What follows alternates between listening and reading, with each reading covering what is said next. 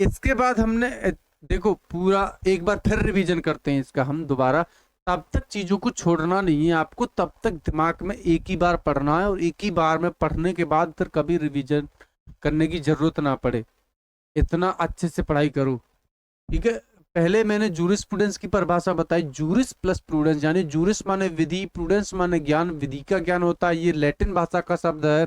उसके बाद मैंने आपको बताया था कि ये जो रोमन विधिवेताओं ने दिया था ये शब्द, रोमन विधिवेता एक आल्पियन की जो मैंने परिभाषा बताई थी, इन्होंने science of just and unjust कहा था, यानी कि उचित और अनुचित का विज्ञान कहा था। इसके बाद मैंने बताया सिसरो की परिभाषा, सिसरो ने कहा था कि ये एक विधि, ये विधि शास्त्र जो है ज्ञान का दार्शनिक पक्ष है। इसके बाद हमने सालमंड की परिभाषा देखी।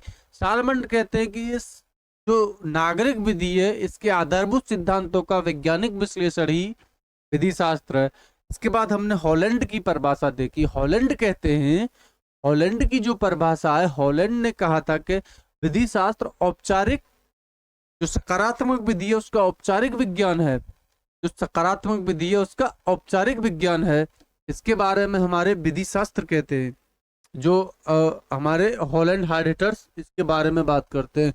हॉलैंड हार्डेटर्स मैंने उसका नाम रख दिया जिससे कि आपको बहुत इंटरेस्टिंग लगे। तो इसके बाद जो सारी चीजें हमने देखी थी, और इसके बाद हमने लास्की की परिभाषा देखी थी। लास्की ने कहा कि विधि शास्त्र विधि का क्षेत्र है, और एच.एल. हार्ट की हमने परिभाषा देखी। एच.एल. हार्ट ने कहा था कि एच.एल. विधि शास्त्र नियमों का जाल है, और नियमों का जाल है, और ये विधि शास्त्र के अंतर्गत जो नियम होते हैं दो प्रकार के होते हैं। कौन से होते हैं? एक प्राथमिक नियम होते हैं और एक सेकेंडरी नियम होते हैं। प्राथमिक नियम और जो सेकेंडरी नियम है आपके